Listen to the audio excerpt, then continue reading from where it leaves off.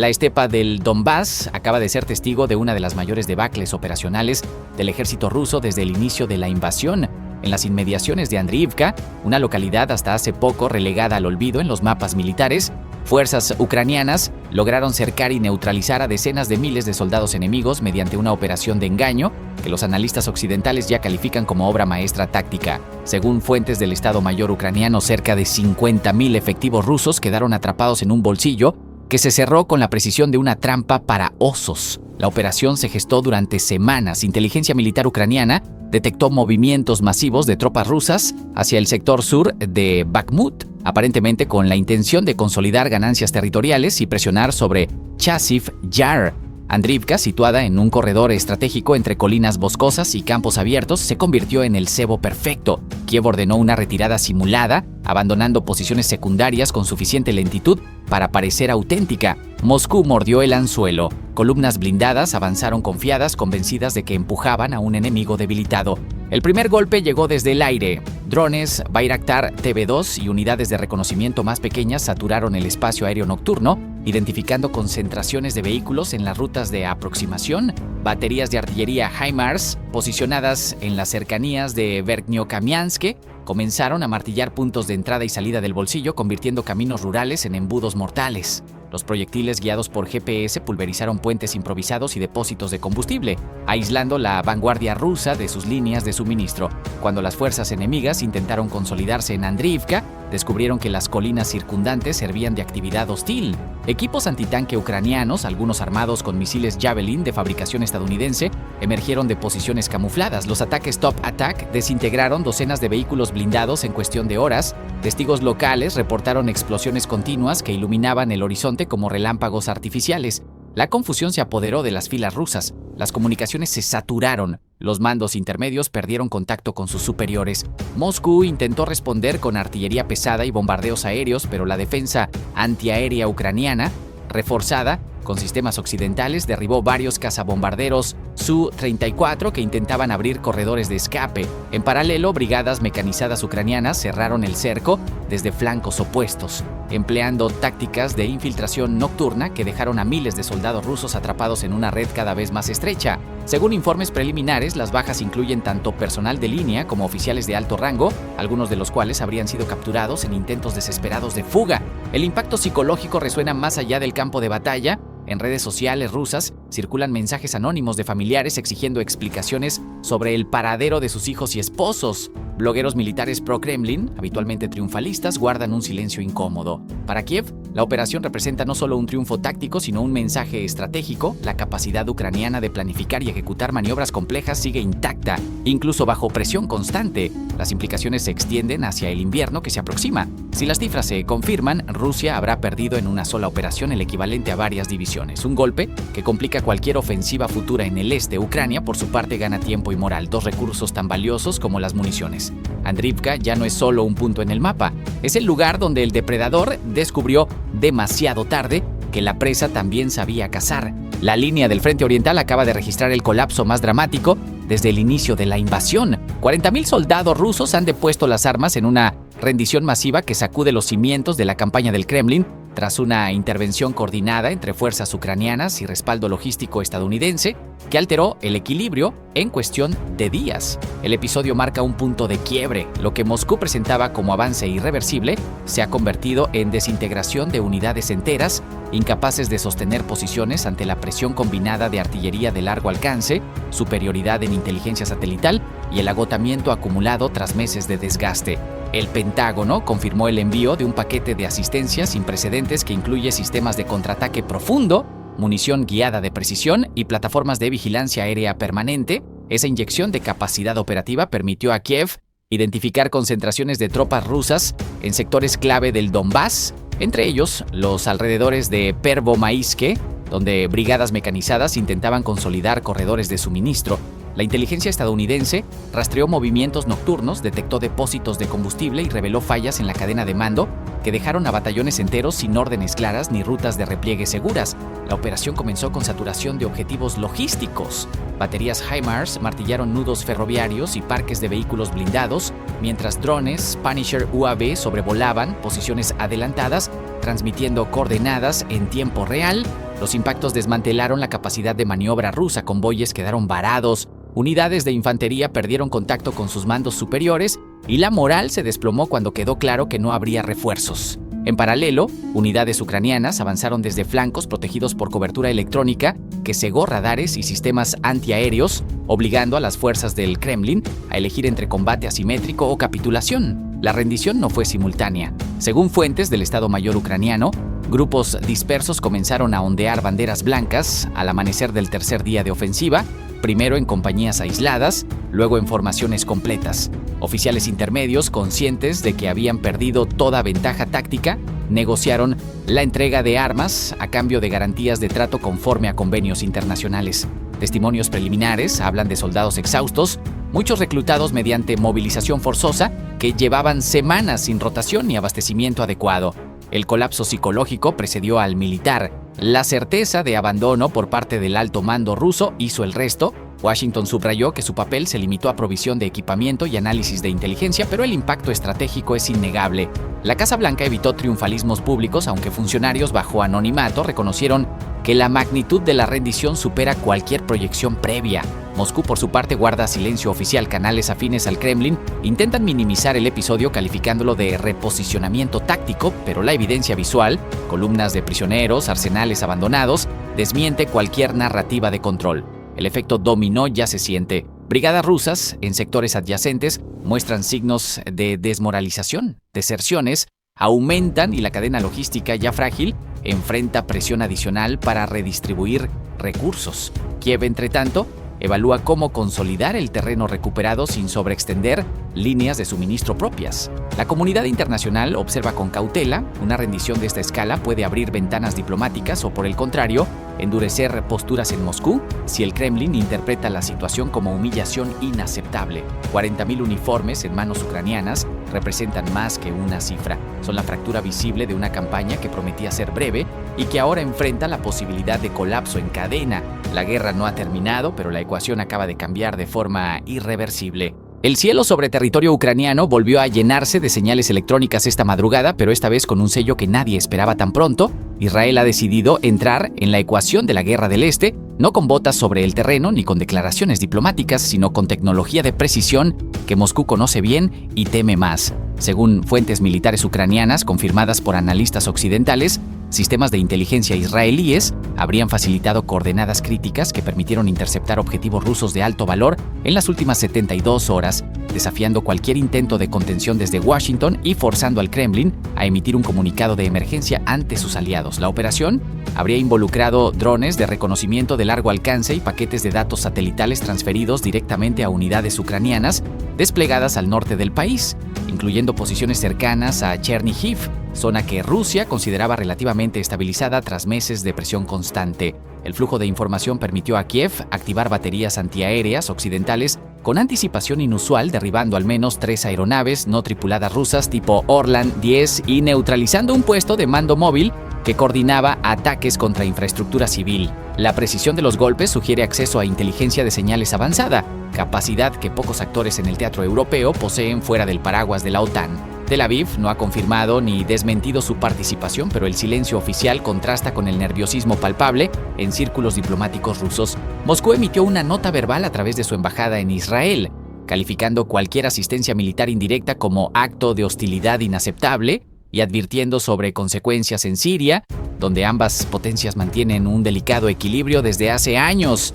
La amenaza implícita es clara: si Israel profundiza su apoyo a Kiev, Rusia podría levantar restricciones sobre sistemas antiaéreos S-300 en manos de Damasco o permitir mayor libertad de acción a milicias iraníes cerca de los altos del Golán. Lo notable del caso es que esta escalada ocurre mientras Washington intenta mantener un perfil más cauto en el conflicto.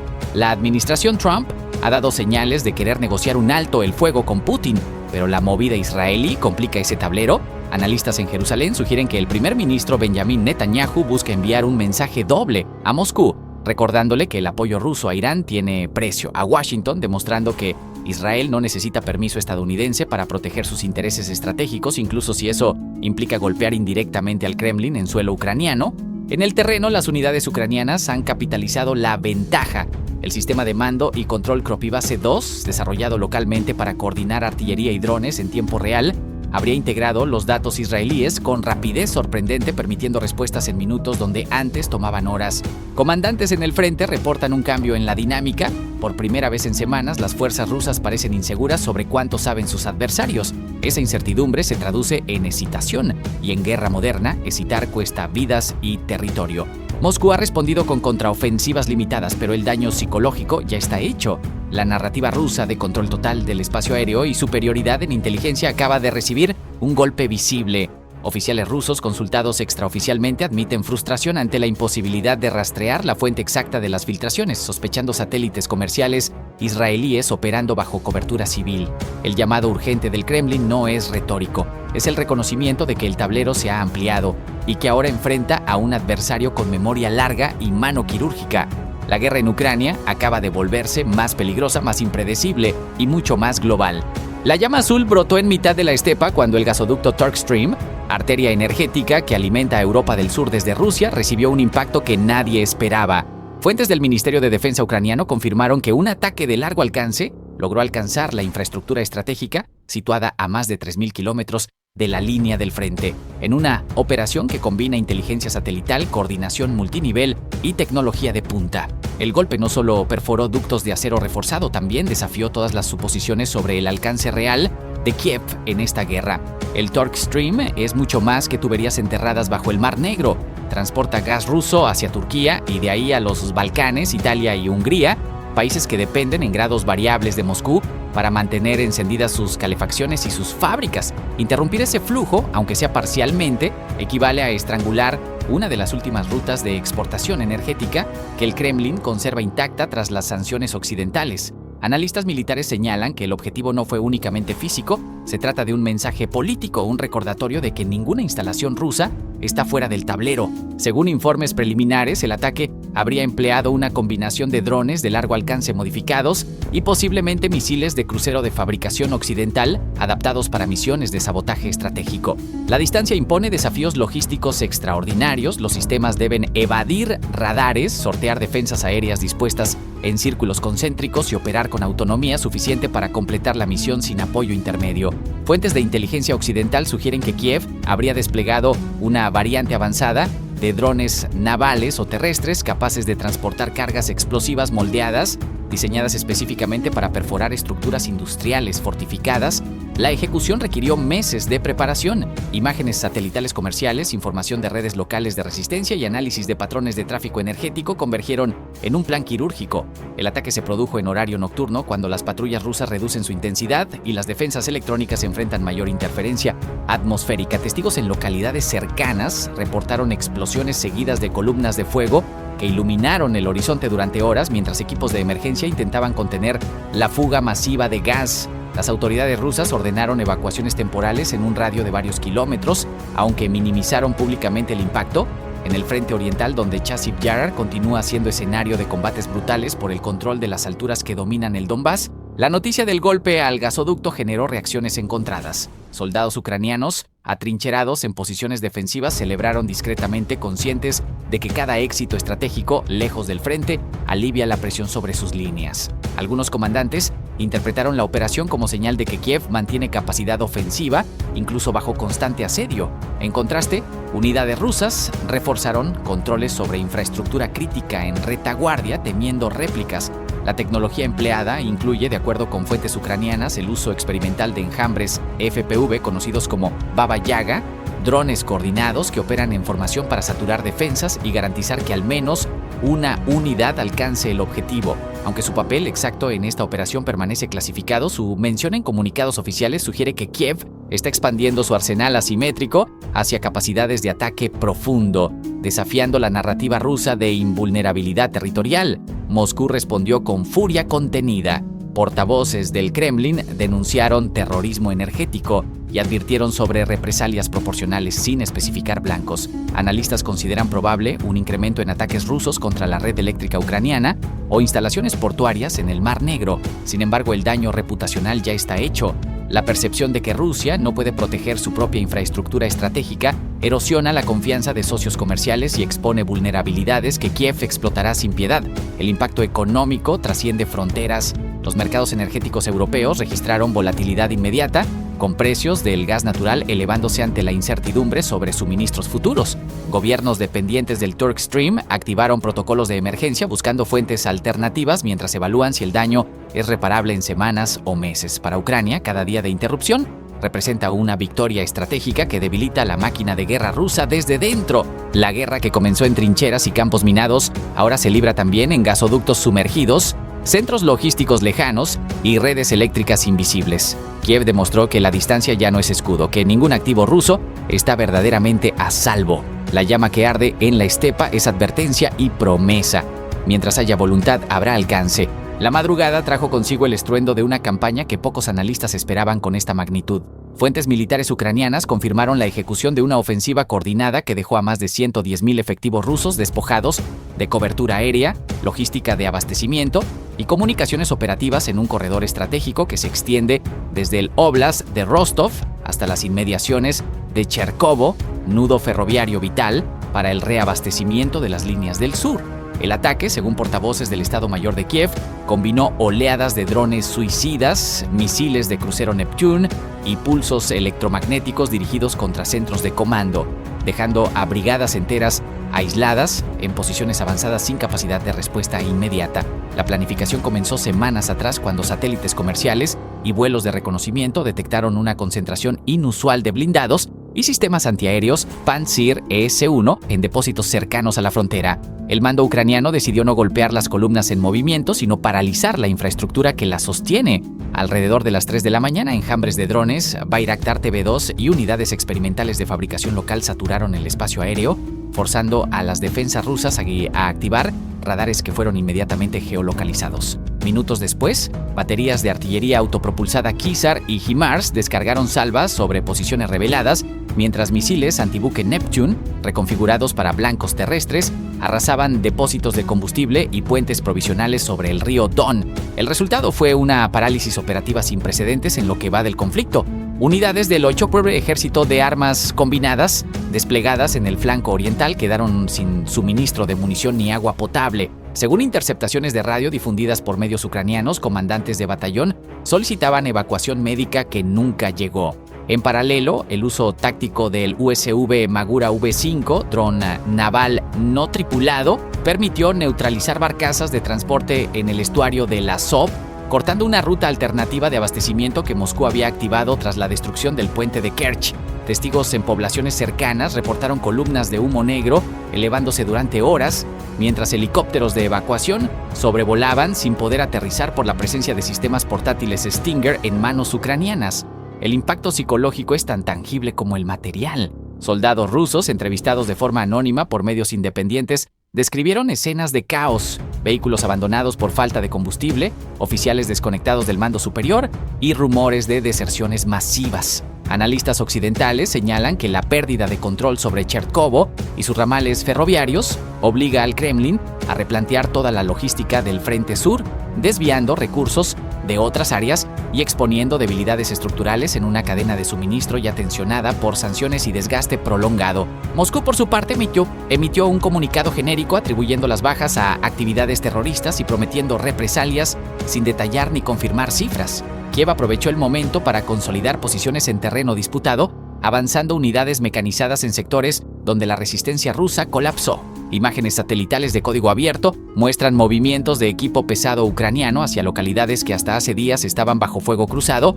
La ventana de oportunidad, sin embargo, podría ser breve. El ejército ruso conserva reservas estratégicas y capacidad de reorganización, aunque el costo temporal y humano de recomponer el dispositivo será considerable. La guerra acaba de recordar que ninguna concentración de fuerza está a salvo cuando la iniciativa cambia de manos. En los campos embarrados cerca de la frontera, miles de hombres esperan órdenes que quizá no lleguen, atrapados entre el frente y un sistema logístico hecho pedazos.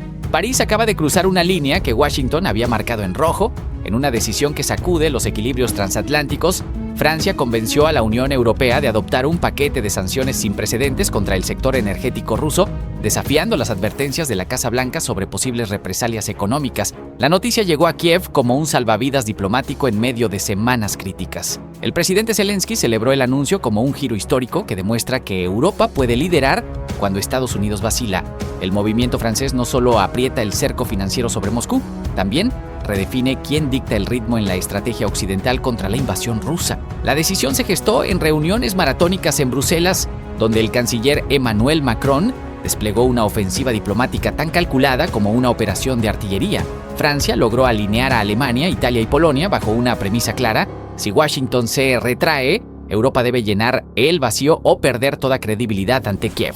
El paquete incluye prohibiciones sobre importaciones de gas natural licuado ruso, congelamiento de activos de empresas navieras que transportan petróleo del Kremlin y restricciones bancarias que cerrarán las últimas rutas de evasión en paraísos fiscales. Funcionarios europeos reconocieron en privado que la medida provocará tensiones con sectores industriales dependientes del gas, pero el cálculo político pesó más. Dejar a Ucrania sin respaldo firme habría fracturado la alianza desde adentro. En el terreno, la noticia resonó mientras las fuerzas ucranianas mantenían presión sobre líneas de suministro rusas en el sur. Cerca de Taganrog, unidades de reconocimiento reportaron movimientos inusuales en convoyes logísticos que sugieren redistribución de recursos, posiblemente anticipando nuevas restricciones económicas que limitarán el flujo de repuestos. Más al oeste, baterías de artillería Kizar, 150 mm de fabricación francesa, continuaron martillando posiciones enemigas en el eje de Zaporizhia, un recordatorio tangible de que el apoyo europeo no es solo retórica, sino hierro y fuego. Los equipos ucranianos que operan estos sistemas destacaron la ironía del momento. Mientras París toma riesgos diplomáticos, sus obuses siguen hablando en el frente. La reacción del Kremlin fue predecible pero reveladora. El portavoz presidencial ruso calificó la medida de acto de hostilidad económica y amenazó con cortar suministros restantes a países que traicionan acuerdos comerciales. Sin embargo, analistas en Moscú admitieron extraoficialmente que la coordinación europea sin aval estadounidense complica el manual del Kremlin, diseñado para explotar fisuras transatlánticas. En mercados asiáticos, el rublo cayó ante la perspectiva de sanciones más herméticas, mientras exportadores chinos e indios observaban con cautela: si Europa cierra puertas, Rusia necesitará descuentos aún mayores para colocar su crudo. Kiev aprovechó el impulso. Zelensky convocó una conferencia de prensa improvisada donde agradeció el coraje francés y llamó a otros aliados a seguir el ejemplo. Detrás de las cámaras, asesores presidenciales ucranianos reconocieron que el gesto europeo llega en momento crítico, con la ayuda militar estadounidense empantanada en debates presupuestarios. Cada señal de firmeza europea refuerza la moral de tropas agotadas tras meses de combates de desgaste. En cuarteles del este, comandantes de batallón transmitieron la noticia a sus soldados como prueba de que el sacrificio no es en vano. El desafío ahora es sostener la unidad. Voces en Hungría y Eslovaquia ya expresaron reservas sobre el impacto económico y Washington dejó trascender su malestar por no haber sido consultado en detalle. Pero Francia apostó a que la inercia de la decisión, una vez tomada, arrastrará a los escépticos. En los pasillos de la OTAN, diplomáticos europeos repiten una frase que suena a doctrina emergente: si esperamos el consenso perfecto, Ucrania caerá esperando con nosotros. La noche europea cerró con una certeza incómoda. El precio de la determinación aún está por cobrarse, pero la alternativa era la irrelevancia. La noche sobre Kursk se iluminó con destellos de fuego mientras cazas F-16 ucranianos descargaban su arsenal sobre posiciones fortificadas rusas en territorio que Moscú consideraba inexpugnable. Lo que comenzó como una operación de interdicción se transformó en una masacre táctica. Un batallón completo de las fuerzas terrestres rusas quedó pulverizado en cuestión de minutos. Washington, según fuentes del Pentágono, habría dado luz verde a Kiev para emplear armamento de alta precisión sin restricciones previas, marcando un punto de inflexión en la doctrina occidental frente a Rusia. El ataque se desarrolló con precisión quirúrgica. Los F-16, equipados con munición guiada de fabricación estadounidense, realizaron múltiples pasadas sobre concentraciones enemigas identificadas previamente por drones de reconocimiento. Inteligencia ucraniana confirmó la presencia de vehículos blindados, puestos de mando móviles y depósitos logísticos agrupados en un área reducida al noreste de Kursk. La sorpresa fue total. Sistemas antiaéreos rusos, supuestamente desplegados para proteger la zona, no lograron interceptar a los cazas occidentales que operaban desde altitudes medias fuera del alcance efectivo de defensas obsoletas. En paralelo, baterías Iris-T, SLM y NASAMS establecieron un perímetro defensivo sobre el espacio aéreo ucraniano adyacente, neutralizando intentos de respuesta aérea rusa. Un misil balístico lanzado desde territorio ruso en represalia fue derribado por una batería Patriot PAC-3 estacionada cerca de la frontera, según reportes militares preliminares. La coordinación entre sistemas occidentales y aviación ucraniana demostró un nivel de integración operativa que Moscú no anticipaba. Testigos locales en localidades cercanas a Pavlivka, en el óblast de Donetsk, reportaron movimientos inusuales de tropas rusas que habrían sido redirigidas hacia Kursk días antes del bombardeo, sugiriendo que el batallón eliminado formaba parte de refuerzos destinados a contener avances ucranianos en múltiples frentes. La destrucción de estas unidades no solo representa una pérdida material significativa, sino un golpe al prestigio militar ruso en una región que Putin había prometido defender a cualquier costo. El uso de los F-16 en misiones ofensivas profundas marca una nueva fase en el conflicto. Durante meses, Ucrania limitó estos cazas a tareas defensivas por temor a represalias diplomáticas o escaladas nucleares. Ahora, con el aparente consentimiento estadounidense, Kiev despliega su poder aéreo sin ataduras. Analistas militares señalan que esta libertad operativa podría extenderse a otros objetivos estratégicos rusos, incluidos puentes, centros logísticos y hasta instalaciones de comando en territorio ocupado. Moscú respondió con retórica incendiaria, pero con escasa acción militar efectiva. Voceros del Kremlin calificaron el bombardeo como terrorismo respaldado por la OTAN, amenazando con represalias no especificadas. Sin embargo, la incapacidad rusa para evitar la destrucción de un batallón completo en su propio territorio expone vulnerabilidades críticas en sus sistemas de defensa aérea y coordinación táctica. Videos circulando en redes sociales, aún sin verificar oficialmente, muestran columnas de humo elevándose desde posiciones rusas mientras vehículos calcinados obstruyen caminos de evacuación. El impacto psicológico entre las tropas rusas desplegadas en Kursk y regiones limítrofes es palpable. Desertores entrevistados por medios independientes describen pánico generalizado ante la posibilidad de nuevos ataques aéreos. La moral, ya erosionada por meses de desgaste, se desploma cuando la retaguardia deja de ser segura. Para Ucrania, cada operación exitosa en suelo ruso refuerza la narrativa de que la guerra puede llevarse hasta el corazón del agresor, desafiando la percepción de invulnerabilidad que Putin cultivó durante décadas. El silencio de Washington resulta tan elocuente como cualquier declaración oficial. Al no condenar ni limitar las acciones ucranianas, Estados Unidos envía una señal inequívoca. Las reglas del juego han cambiado. Kursk arde y el mapa de la guerra se reescribe con cada sortida de los F-16. El cielo del norte de Ucrania se tiñó de naranja antes del amanecer. 4 cazabombarderos Su-34 rusos, cada uno valuado en más de $40 millones, dejaron de existir en cuestión de minutos. No fue un misil de largo alcance ni un sistema de defensa occidental de última generación. Fueron enjambres de drones fantasma, plataformas pequeñas y silenciosas que se materializaron desde la oscuridad y convirtieron una base aérea en un cementerio de metal retorcido.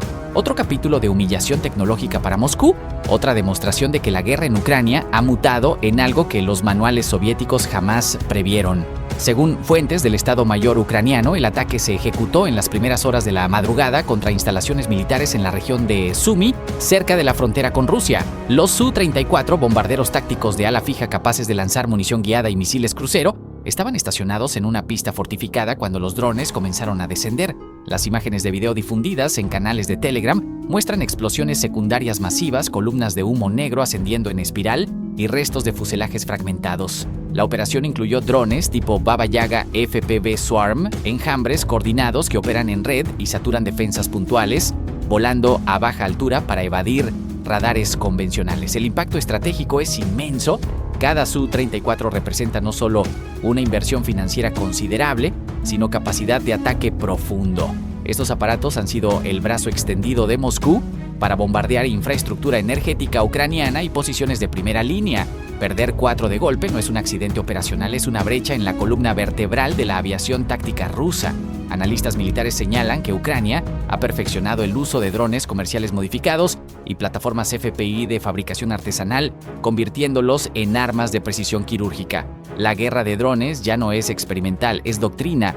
El ataque no fue aislado. Reportes preliminares indican que en las horas previas, drones de reconocimiento Bayraktar TB2 sobrevolaron la zona, identificando blancos y transmitiendo coordenadas en tiempo real.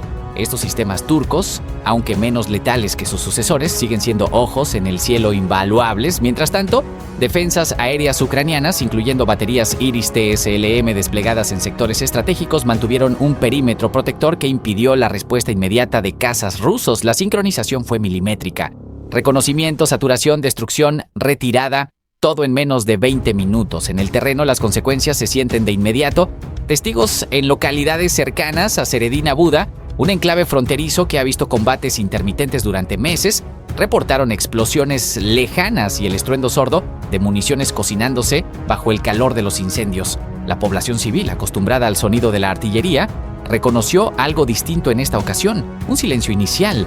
seguido de detonaciones controladas. Los drones no anuncian su llegada, simplemente ejecutan. Moscú ha guardado silencio oficial, aunque canales militares rusos en redes sociales admiten incidentes en sectores del norte. La narrativa oficial rusa, que durante meses ha insistido en la superioridad de su fuerza aérea, enfrenta otra grieta. Cada Su-34 perdido es un piloto que no volverá a misión, un sistema de armas que no podrá ser reemplazado con facilidad en medio de sanciones industriales. Para Ucrania, es propaganda y poder en partes iguales. Las imágenes circulan, el mensaje es claro: el espacio aéreo ya no pertenece a quien tiene más metal, sino a quien lo usa con más inteligencia. El frente tecnológico de esta guerra se expande cada semana. Lo que comenzó como una invasión convencional ha mutado en un laboratorio de guerra asimétrica, donde drones baratos derriban aviones costosos, donde enjambres coordinados superan defensas multicapa, donde la improvisación ucraniana desafía la doctrina rusa. La destrucción de 4 Su-34 no es solo una victoria táctica, es un recordatorio de que en esta guerra la sombra puede ser más letal que el trueno. El rugido de los F-16 sobre el territorio ruso marcó una escalada sin precedentes. Cazas occidentales penetraron el espacio aéreo enemigo para destruir lo que fuentes de inteligencia identifican como almacenes clandestinos de misiles balísticos norcoreanos, mientras en Moscú, Vladimir Putin convocaba a Kim Jong-un en una reunión de emergencia que sacude los cimientos diplomáticos de la guerra. La operación, ejecutada bajo cobertura nocturna, representa el golpe más profundo de Kiev contra la cadena logística que une a Pyongyang con el Kremlin. Los depósitos atacados se ubicaban en una zona fortificada cerca de instalaciones militares críticas. Según reportes preliminares de analistas occidentales, la Fuerza Aérea Ucraniana habría coordinado la misión con precisión quirúrgica. Los F-16, equipados con munición guiada de fabricación estadounidense, habrían recibido datos de reconocimiento en tiempo real proporcionados por drones de largo alcance. Las explosiones secundarias, visibles en imágenes satelitales no verificadas, sugieren que los almacenes contenían propelente sólido y cabezas de guerra, material que Moscú venía acumulando tras meses de envíos secretos desde Corea del Norte. La elección del objetivo no fue casual. Pyongyang ha suministrado al Kremlin cientos de proyectiles de artillería y misiles KN-23, réplicas del Iskander ruso, según estimaciones de la OTAN. Estos arsenales alimentan el bombardeo sistemático contra ciudades ucranianas, desde Kharkov hasta la retaguardia logística que sostiene las operaciones en Sudzha, donde las fuerzas de Kiev mantienen posiciones ganadas en incursiones previas. Destruir esos depósitos equivale a cercenar un nervio vital del esfuerzo bélico ruso, un mensaje calculado a pocas horas de la cumbre entre Putin y Kim. La defensa aérea rusa intentó responder. Baterías S-400 se activaron en múltiples sectores, lanzando misiles interceptores que iluminaron el cielo. Fuentes del Ministerio de Defensa de Moscú afirman haber derribado varios objetivos, aunque no especifican si se trataba de los cazas o de señuelos electrónicos. Lo cierto es que al menos parte de la formación ucraniana logró completar su misión y regresar a territorio controlado, un hecho que subraya tanto la vulnerabilidad de las líneas rusas como la madurez operativa de los pilotos entrenados en Occidente. En paralelo, el arsenal ucraniano desplegó sistemas complementarios. Lanzadores HIMARS dispararon cohetes GMLRS contra nodos de comunicación que coordinaban la logística de los depósitos, mientras baterías ATACMS golpeaban centros de mando a mayor distancia. La defensa antiaérea alemana Iris TSLM, emplazada en la retaguardia ucraniana, habría neutralizado drones rusos que intentaban rastrear las posiciones de lanzamiento. La sincronización entre plataformas aéreas y terrestres revela un nivel de integración que Rusia no anticipó. La convocatoria de Putin a Kim Jong-un adquiere ahora dimensiones geopolíticas más amplias. Analistas en Seúl interpretan el encuentro como un intento de asegurar nuevos envíos o quizá de coordinar represalias conjuntas. Corea del Norte ha invertido prestigio político en su alianza con Moscú. La destrucción de su material en suelo ruso representa una humillación